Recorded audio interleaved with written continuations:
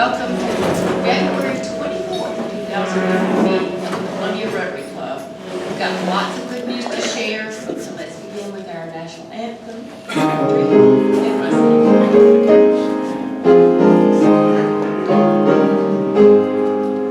Oh, say, can you see by the dawn's early light what so proudly we hailed at the twilight's last gleaming, whose broad stripes and bright stars through the perilous fight o'er the ramparts we watched were so gallantly streaming, and the rocket's red glare, the bombs bursting in air, gave proof through the night that our flag was still there.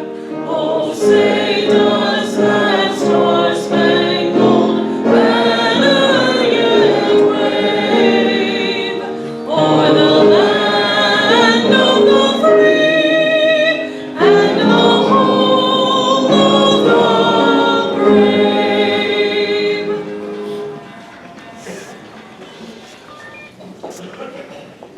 And now for our invocation, Becky Earhart. May you bow your head, please. Loving Heavenly Father, we are grateful for the food that is before us, for the friendship at these tables, and for your many blessings. Help us to understand others, to learn to lend a hand to our neighbors and friends, and to find enjoyment in study, work, and play. Give us the wisdom to realize that you have always called on us to be different from the societal norm, and our obligation to you involves honesty, charity, and concern for the welfare of humanity. Teach us to respect the religious beliefs of others and to promote freedom of thought and expression. Give us to respect and honor your truth and the example Jesus left us to follow. We pray for the day when the world is free from all hatred, racism, and bigotry. Let us be fair and truthful with all people at all times. May our work with Rotary inspire us to improve our community, our world, and ourselves. Bless this food and the message we are about to receive, and may they provide us nourishment today in mind, body, and spirit. We pray this in your holy name. Amen. Thank you, Becky. And now to introduce our visiting Rotarians and guests, Al Stevenson.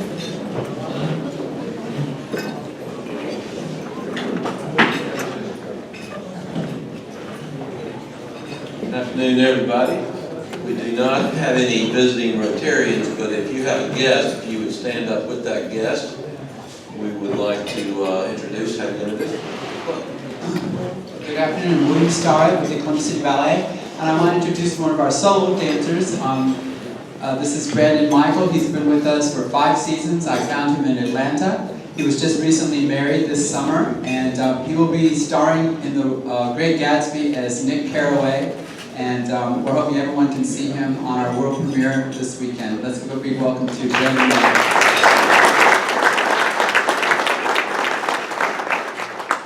Anybody else? Well, welcome, Brendan. You're special today, every day. All right, well, have a good day.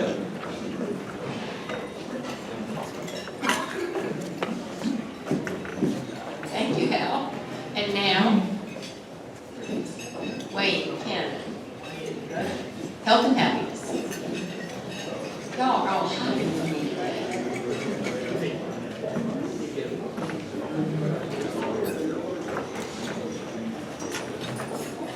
Isn't it a great day to be in Columbia today? It's a beautiful day. I hope y'all building your armor. You know, I think we ought to give our president a hip hip hooray, because she's done a great job this year. And you know, it's a lot of work to be president of this cotton picking club. All right, Louisa, great. Hip hip hooray! Hip hip hooray! Hip hip hooray! Thank you for the great job you're doing. All right, we got some interest from the club. Joshua Ayers is a new member, has a great grandson. I'm sorry, his grandfather, Bill Barrett, died. Get my thing confused here, sorry about that. Anyway, Buck Schuler's first grandson arrived 3 weeks ago, and the next one's due in just 24th of August. Let's give Buck a big hand. Not that he had a whole lot to do with it, but he did start. All right. Great grandson. The Lady Gamecocks have clinched the SEC regular season basketball this year. I think that the ladies deserve a big round of applause. That's the 5th time in 7 years. We're going to talk about the other teams. Okay. The Alzheimer's note for the day is that 5.8 million people in the U.S. have Alzheimer's. Unfortunately, my twin sister is among that group, and it is really disheartening disease to see how a person is affected by that. And I took a picture of our parents not long ago down to her and showed it to her, and she looked at it and says, "Who are those people?" And it's a tough disease. It was really heart-wrenching. And so put your money in the blue bucket there, or you can give a check and it's tax deductible. We have I've got a couple of real quick things. You know, I always tell you about how the counties got their names. And today I'd like to tell you, Abbeville County, McCormick County, Abbeville County, and Greenwood County. They all, anybody know how Abbeville got its name? Anybody hear from Abbeville? Probably not. My wife's parents were from Andrewville, which is in Abbeville County. Anybody ever heard of Andrewville either, huh? Okay. Well, that's in South Carolina, believe it or not, on 25. It's a crossroads there, and that's a grocery store. It's not really a grocery store, it's a convenience store. They're parked there. And Frank owns it. The most unforgettable people you ever met. Well, Frank was one of these for me. You go in this store and Frank sat on the stoop. Frank wore these overalls with the overalls and the broke-in shoes, and he always had his Atlanta hat on. Now, he never moved from that stool that I ever saw. But if you go in there and ask him where anything was, he could tell you where it was. It didn't matter what it was. Frank's sons now run that store in Abbeville. So if you go down 25 and you're on the way to Anderson, stop at Frank's and buy something. Tell them Wayne sent you. All right. Now Abbeville got its name from a town in France called Abbeville, France. It was named after a settler who happened to be in that county. The county was formed in 1785, right after the Revolutionary War, and so that's how Abbeville County got its name. The town in France's name is in northeastern France, and it's interesting how these counties got their names, in my opinion. So the other two counties, McCormick and Greenwood, both broke off from Abbeville County and became their own county. McCormick County, I couldn't figure out, there was no history on McCormick County, absolutely none. How it got its name, I had no clue. But I assume it was named after somebody named McCormick, but who knows? The only interesting thing about McCormick County is that the state park is there. Anybody know the name of the state park that's located there? Huh? Hickory Knob. If you haven't ever been there, you're going to put it on your to-do list because it is a jewel in South Carolina. It's got a golf course, a lake, all sorts of activities that you can do there. I've been there a couple of times, and it's when my kids were young, and I never played golf, but it's a nice golf course, I understand. But it's the only famous thing in McCormick County. Greenwood County is started out in 1897 when it broke off from the county, and it broke off from Abbeville County, became its own, and it was named after an old plantation who was owned by John McGahee. So the plantation was called Greenwood, and that's how Greenwood County got its name, because it had a lot of Greenwoods all over the place. So that's how we got that county. Real quick, I gotta talk, I know you'll be disappointed if I say something about the Rotarian. I got a couple of questions. Last week I asked where the new president of Rotary International was from, and one or two people knew Germany. Anybody know what his name is? What is it? It's, Hogler Knack. K-N-A-A-C-K. And his theme for the year is going to be Rotary Opens Opportunities. And anybody else got anybody? Nobody else has read this. I recommend you read it because it's really great to see how these presidents the road that they utilize in order to become presidents. It's quite phenomenal how involved they are in the different countries that they're in. And if you're not reading the Rotarian, you're really missing an important, great part of what the Rotarians are being all about. One more question. Anybody know what his wife's name is?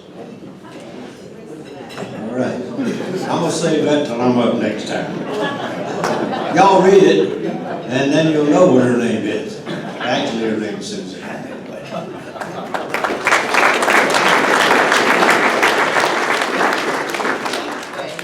I hate to say I read it, but I can't remember. Okay, now, here to talk about a great upcoming event, our fundraiser, the Bocce Bash, on May 2nd, at Several Park again this year, but Blake Buchanan, our wonderful chair. Yeah. Oh, where did she go? We're going to play the video, but Kelsey? I'll start talking until she gets back, and then we'll play the video. Okay. That's fine. Thanks, President Louisa.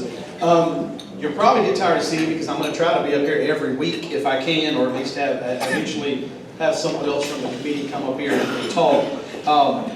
If you, how many of you stopped by and saw Rebecca right outside today? How many teams did we sign up, Rebecca? 3.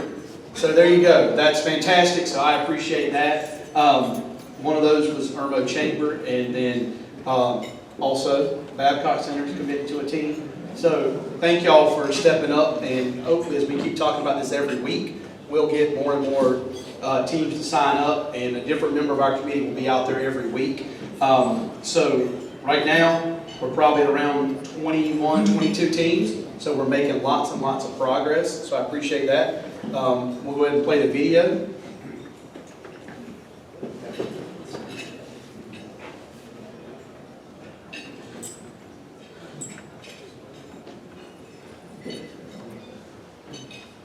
No sound. It's not. It's a great video. Central Carolina Community Foundation, the Richland Library, and Riverbank Zoo. So he's got a very public-spirited heart, like a Rotarian should. He's into book collecting and public speaking, as you can imagine now. He's got too many children to name here, but it's even worse when we get to Frank. So we want to welcome David Hodges to Columbia Rotary.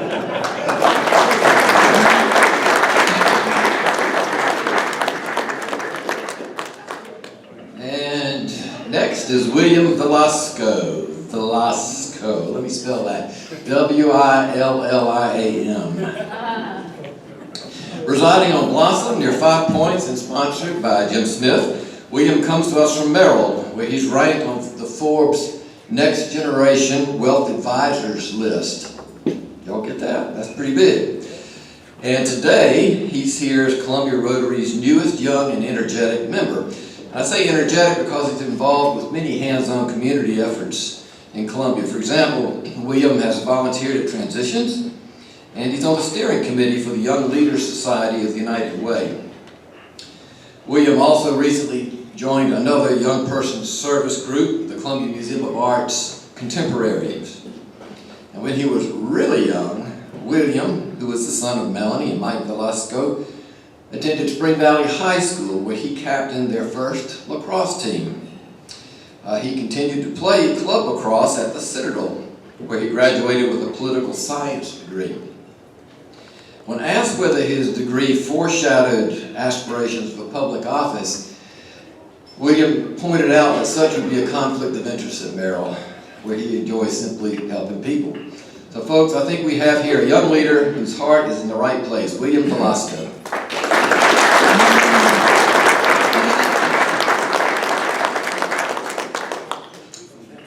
And next up is a man who, by contrast, indeed has experienced elected office, having served as Richland County's coroner for 22 years. Sponsored by Glenn Matthews, Frank Barron, a man you truly are dying to meet. Frank loves the coroner jokes, and he got positively excited when he learned that we had a table here called the Shives Table, full of members so old we weren't sure if they would make it to the end of the meeting. Frank now will probably try to figure out just which table that is and go check their pulses. Like William, Frank lives in Shandon, Walker Street to be exact, not too far from our Rotary meetings, as a matter of fact. And like William, Frank is a standout graduate from the Citadel. He calculates his GPA to 4 decimal places.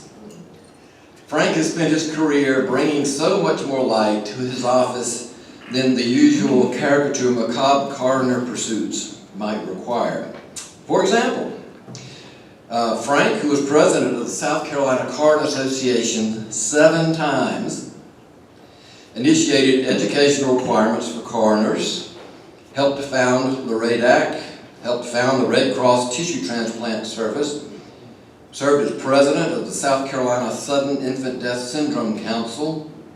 He worked for South Carolina seatbelt laws and directly with the railroads to improve crossing safety, and on and on. He may be trained to pronounce them dead, but Frank is clearly about enhancing long life. It's no wonder that Frank Barron received the Order of the Palmetto last year. Frank most recently has been a Rotarian with the West Metro Club and considers his hobby people, the living kind. Please welcome Frank Barron.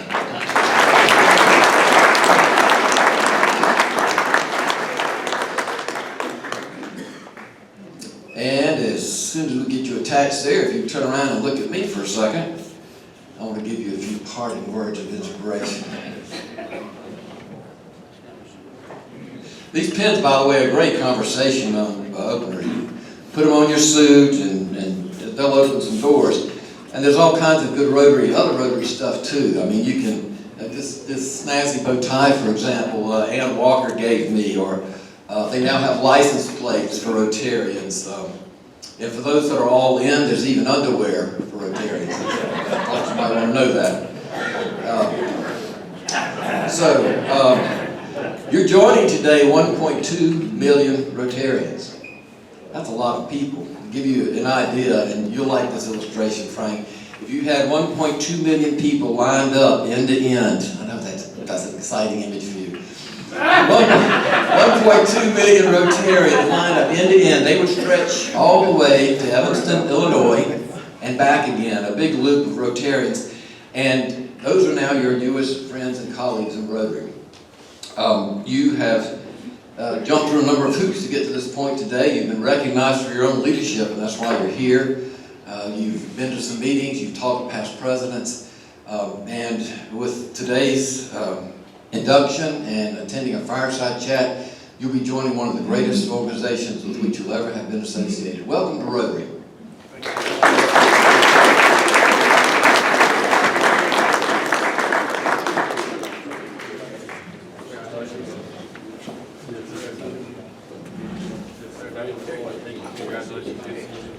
Welcome to Rotary, guys.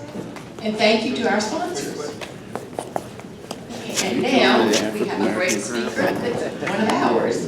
And here to introduce our speaker, Past President Carey, who has been, I will say, a great friend to me this year.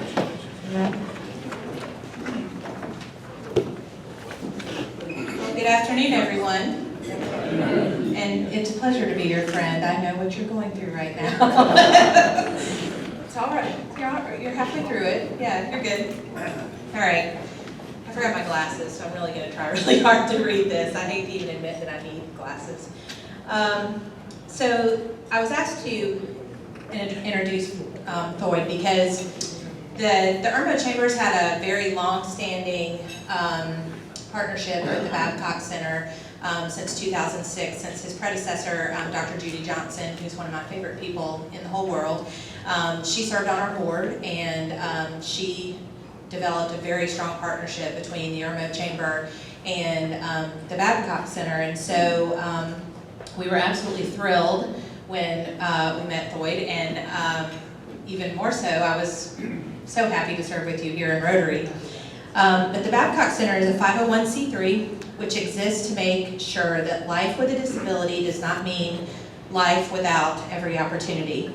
They are a trusted resource, an equal rights advocate, and a change maker, proudly serving the individuals, employers, and community of the Columbia, South Carolina, and Midlands areas. Thoyd is a fellow member of this club. He is the president and CEO of the Babcock Center.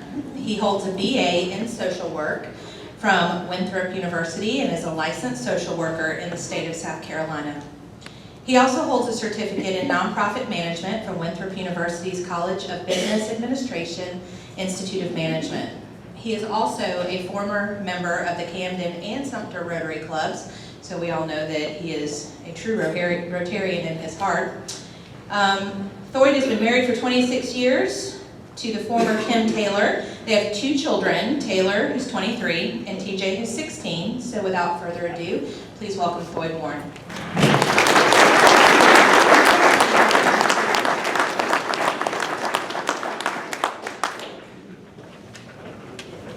Good afternoon.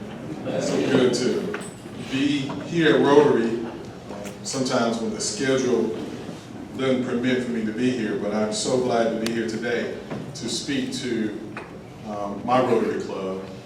When I joined Rotary when I was in Camden, I'm from Camden, and I was telling some people earlier that it was so tough for me to call people by their first names, because the who's who of Camden was in Rotary, and all the people who were my teachers and the mayor and senators and all those folks were in there. And so they always got in trouble because I always said Mr. such and such and Mrs. such and such. And so it took me a long time to get to that. But Rotary has definitely been a big part of my life and the experience of meeting so many people, but also too the motto of service above self.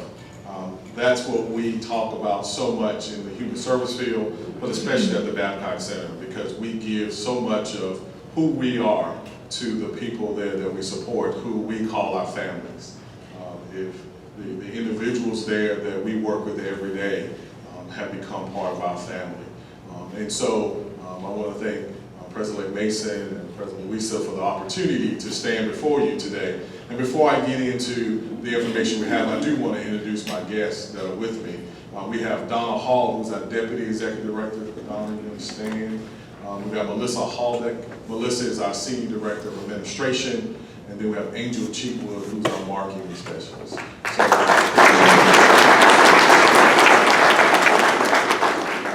Those are the folks that kind of keep me on task when I'm all over the place. So I want to thank them for being here. So the Babcock Center, when we were talking earlier, Lisa was telling me how she volunteered at the Babcock Center early in life, in college, and I tell her, I run into people all the time who have either worked there, volunteered there, or been touched by someone at the Babcock Center.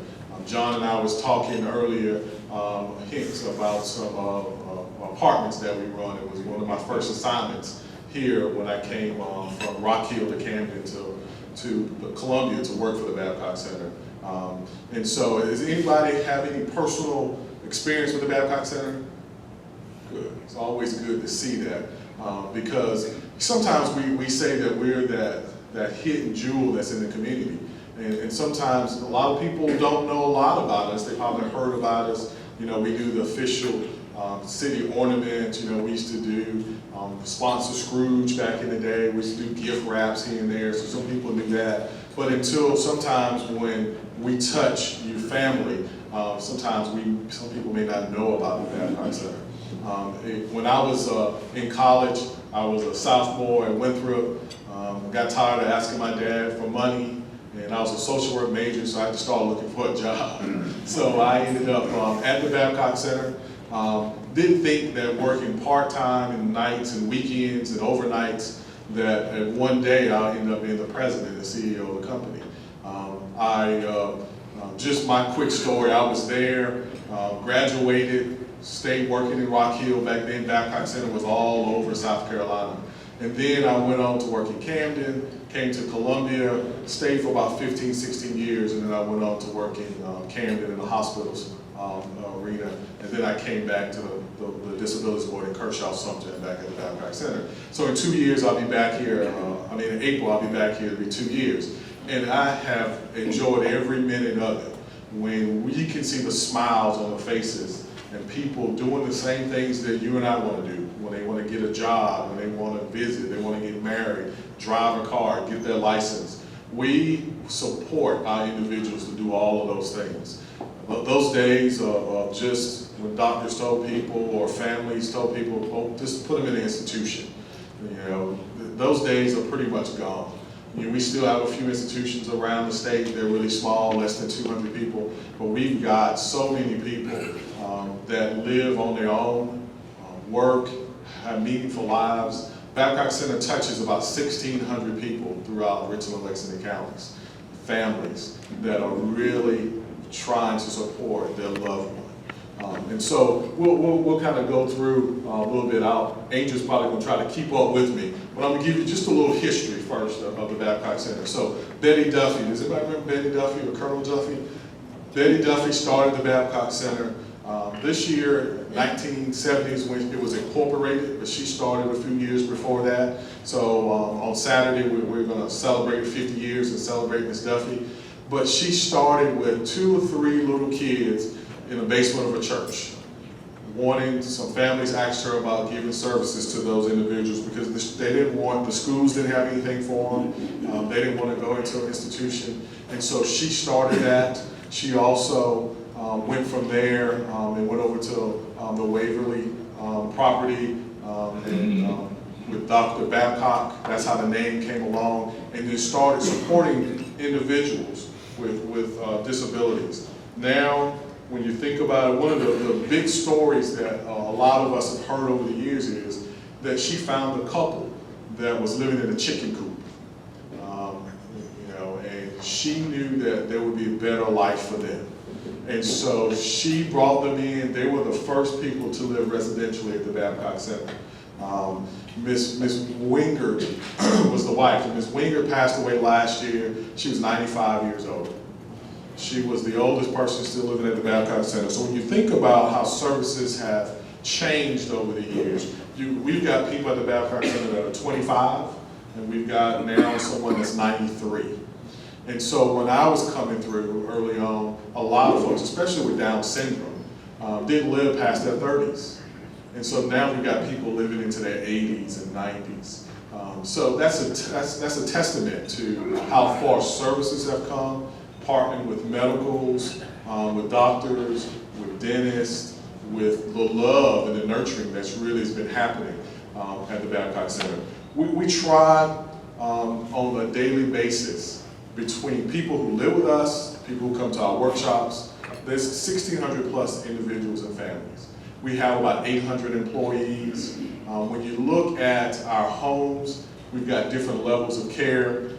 We've got homes that have 8 individuals that live in them. That's our old typical group home. In those homes, you may have someone with autism, with developmental disabilities, with cerebral palsy. And what we try to do is match them with each other. You know, not just placing somebody in a home, because we want them to be happy, we want them to thrive, and we want them to choose where they work, live, and play. And so they choose their roommates.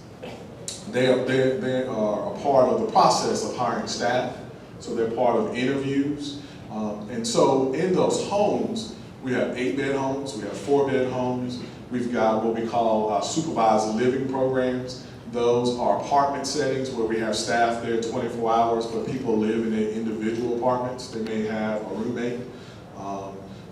Over, as we were talking earlier with Mr. Hinks, the Pitts apartment is one of those apartments.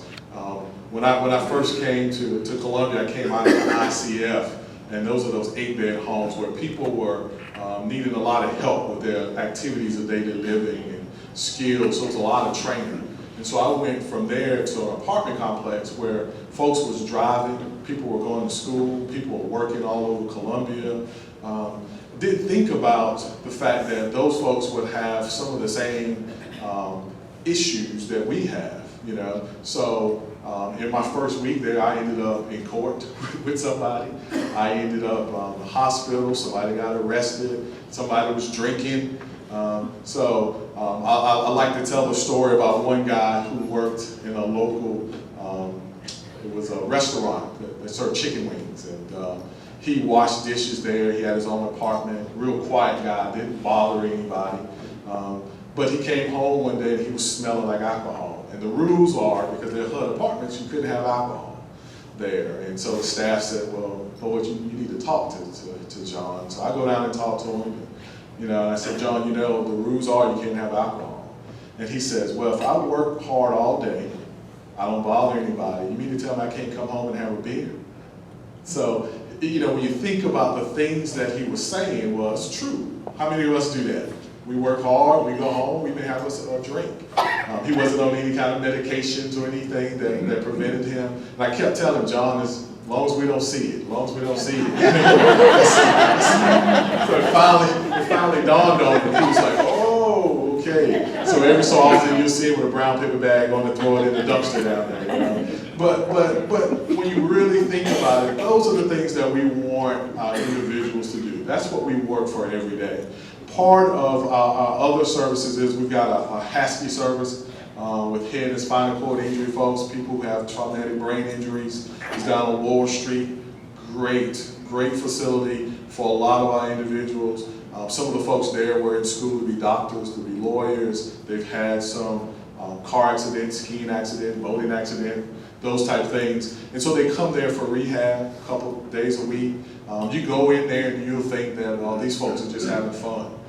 Because they're in there playing cards, they're playing Connect 4, they're doing Trivial Pursuit, but they're regenerating that brain.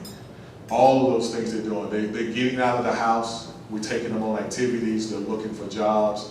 They go out to schools and they give speeches to kids to talk about the dangers of driving under the influence or driving too fast or accidents and just safety, because they want to get back and now they've got meaningful lives that's going on.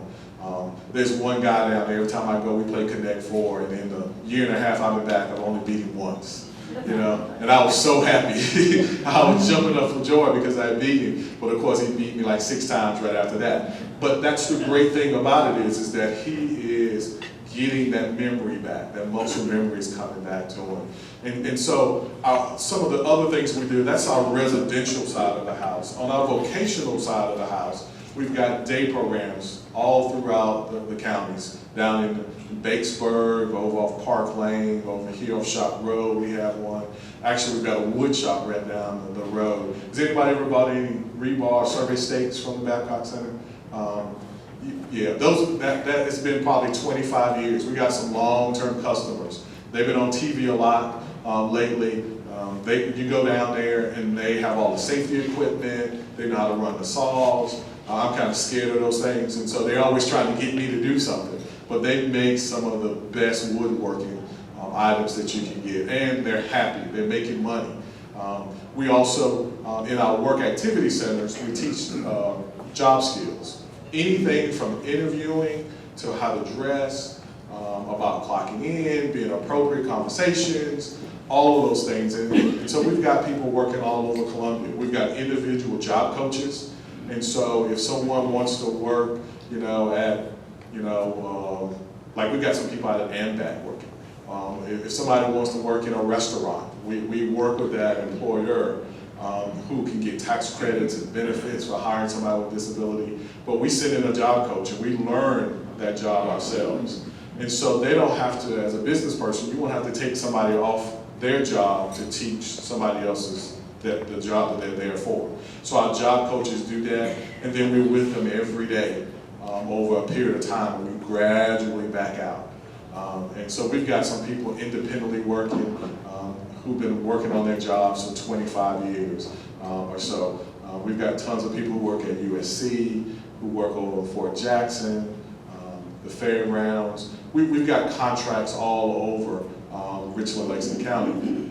And when you get our individuals, you're gonna get someone who's dedicated to their job. We run all the Lexington recycling stations for the county except probably 2.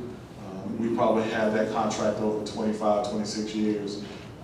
Those individuals are there at 6 in the morning, they're there at 7 at night, closing up, helping people with their trash and whatever else that they're doing. So the Babcock Center is just one of those jewels in the community that give people a chance. You know, some of our individuals feel like, you know, that because of their disability, they haven't been given a fair chance. And so in our residential homes, most of our individuals are 21 years and older. In our vocational activities, you have to be at least 21. But another part of what we do too is that anybody who has a child with a disability, they live at home, they may still be in school. We're the physical agent for those folks. So if they have to get a personal care aide to come in their house, if they go to adult daycare, if they need diapers or wheelchair, all those things are funded through the Babcock Center. So I'm gonna back up a little bit. So the Babcock Center, we're private nonprofit here. We contract with the State Department of Disabilities and Special Needs. And so 98% of our funding comes through the State Department, and it's Medicaid dollars. And the Department of Disabilities contracts with Health and Human Services. And so we run all those waiver programs. If you ever hear anybody talking about Medicaid waivers for people with disabilities, that's how the funding comes in to us. And so we work with them to make sure that there's a waiting list that people talk about, that, you know, they may throw out a number, say 5,000 people on a waiting list. Sometimes that's accurate, sometimes it's not, because there's a couple of different waiting lists. So people can be on 2 or 3 different waiting lists. Some people turn down one service because they want another service. But the state over the last 4 or 5 years has been really good about putting those waivers out there and getting individual services. You know, we hate when we hear stories about families that feel like they have no help. There's a lot of talk about children with autism, and I'm sure some of you know people who have a child with autism. And so there's a lot of services are being poured into those because those children are in school and then they start aging out, and now they need someplace to go.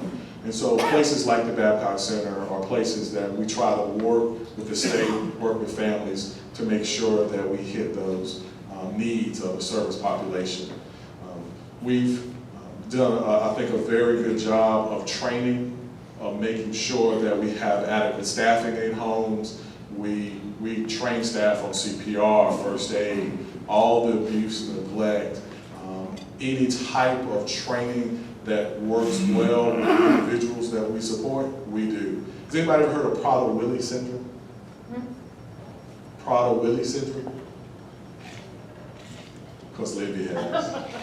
Prader-Willi syndrome is a syndrome, and we've got several people who live with us. And on one of those pictures was some of the folks who were down in Batesburg, and we have Prader-Willi Awareness Month, and the town opened up, and we did a parade and all sorts of things. But those are folks who never feel full. So imagine that you never full and you just want to eat and eat and eat. These folks are really, really smart. They hold down all sorts of jobs, but also too, that's one of the things that Babcock Center has specialized in for over 20 years. We get people from all across the state who want to bring their individual to us and work through our programs. We work with the state if if the state has to send someone out of state for some services, we try to make sure we get those people back. There's a whole lot of people out there who have intellectual and developmental disabilities. And so our main mission is to support them, promote their abilities, respect their choices, have them as inclusive as they can be in their homes, or if they choose to come live with us, we want to make it as home-like as possible. And when they go to work, if they want a job, we try to find those jobs for them. That's about all that I have. I can go on and on and on, but I'm looking at the clock down here. And I do want to open it up for some questions, because there's so many things that we do at the Babcock Center. And before I open up for questions, I do want to say that we're celebrating our 50th year anniversary. This month in February, we've got a gala that's going on Saturday across the street at the fairgrounds. And so if anybody's interested, you can always go on our website. There's information on the table. We wanted to leave you a lot of information, especially if you know someone that's in need of some services and some help and not quite sure where to go, what to do. We get those questions a lot. Talked to a family just recently, and they wanted to make sure their child was in good shape if something happened to them. So we help people with those sorts of things too, and they want to leave a house, or they need to set up a special needs trust. Those trusts, because you want to make sure people stay Medicaid eligible, and sometimes those things can be tricky. So we've got a whole foundation that helps with a lot of those things, put on a lot of activities. We've got a golf tournament, we've got a tennis tournament. Like I said, we do the ornament. This is the ornament for 2019 that was the Township Auditorium. And so for 2020, we're going to do an anniversary, a 50th anniversary emblem for the Babcock Center. So thank y'all for your support. Many of you definitely support us, and we thank you for that. But also too, want to see if there's any questions about the Babcock Center that I can answer.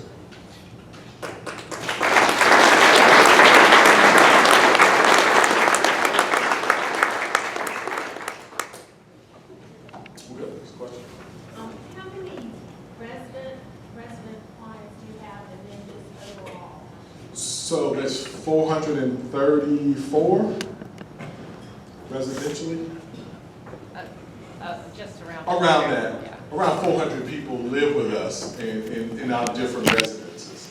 And then we've probably, in our work activity centers, there's probably about 1,000 people that come to the different work activity centers.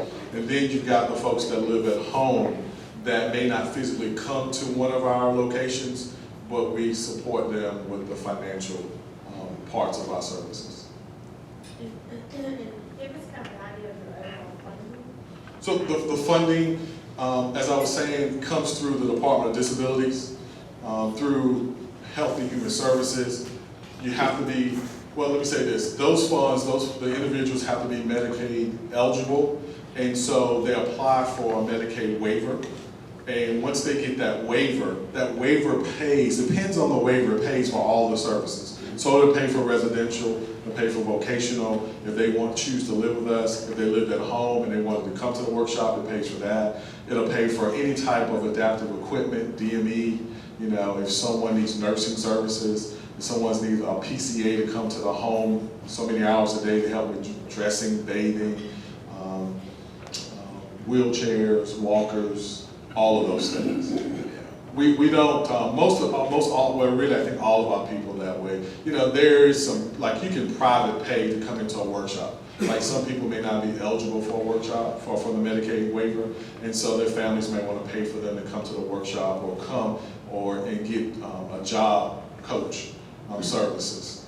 So there's ways to do that too, but all of our funding comes from Medicaid through BDSN to us. And then we get some federal grants, like we'll apply for grants with DOT for vehicles. A lot of those big, white, cutaway buses you see around town, a lot of those are us because we're transporting people. I mean, we drive almost 800,000 miles a month because we take people to and from workshops, we take them to and from work. They go out on activities, they go out to ball games, they go to church, You know, all the things that we do, those vehicles are all over the place, between those and minivans. But then we also too try to get individuals to take the local bus. You know, if they live on a bus route and they're really independent, we use the DART service. Some people use Uber, especially our folks who are the most independent. And I didn't talk much about those. We've got what we call SLP1s. That program, those folks live out in homes and apartments just like you and I, and we may only check on them a couple days a week.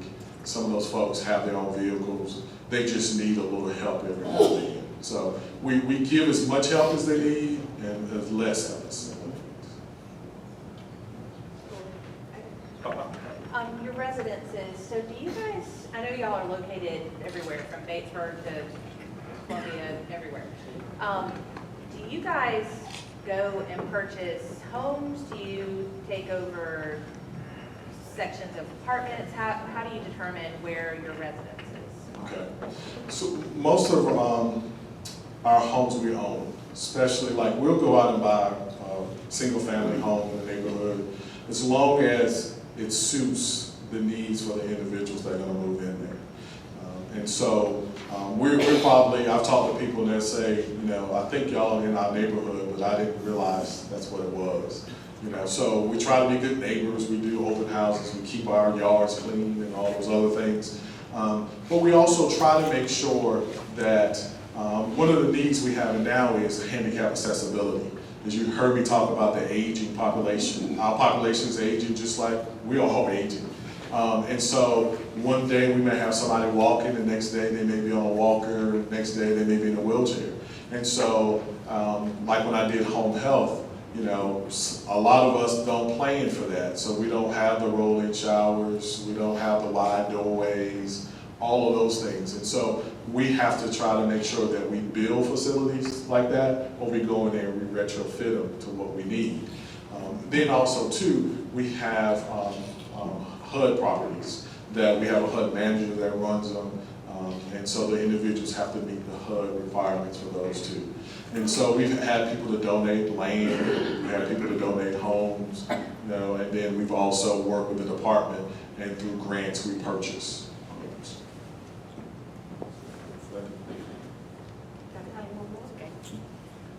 Dental care, if any of your clients need extensive dental care, where do they go? Or where are they treated to? So what we try to do is find a local dentist, you know, and that's tough sometimes finding with the Medicaid. And then also too, with some of our individuals, it's tough to get inside their mouths. And so we try to make sure that we work with them. We work through USC, MUSC. We try to find the specialty clinics, the specialty dentists, all of those things that I recently had a family that went to the Medical University of Georgia because their son needed some extensive work and they had heard about it and had a good outcome. So we're going to try to make sure that we find the best place. And that's one of the things as far as being independent and making choices. You know, we've got a long-standing relationship with Richland Family Practice, but also too, if an individual moves in and they've had their doctor that they've had for 20 years, then that's fine too. We just work out with them, make sure they understand the regulations and the things that we need to have. But we want people to continue along with whatever physician they feel comfortable with. And that's any service. All right.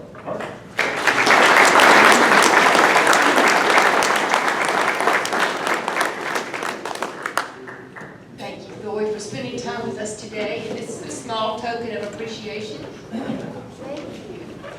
Thank you for not only being here with us today, but for all you do for our most precious citizens in this community, and for being a wonderful member of this club.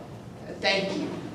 And now, President-elect Mason. Next week we have 2 functions going on here in the Columbia Club. We've got the Discover Rotary. Remember, that's when you need to bring prospective members. All of those members who were inducted today had already attended a Discover Rotary 1 hour, really 45-minute session. We're having it here next Monday at 11:30. So any prospective members that you all think may be interested in joining the Columbia Rotary Club, come next Monday at 11:30. Our speaker next week is going to be very interesting. He is Dr. Prakash Knock McCarty, who's Vice President of Research at the University of South Carolina. His specialty is CBD. That's the cannabis derivative that's getting a lot of attention out there. I've tried anything like that, but I want to know what all the fuss is about. And he has spoken to one other Rotary Club with much acclaim here at Columbia. So he will be here to talk about CBD and to answer all of your questions that you may have about it. He's a national specialist in this field, so he'll be here next month. And will he bring samples? He's not bringing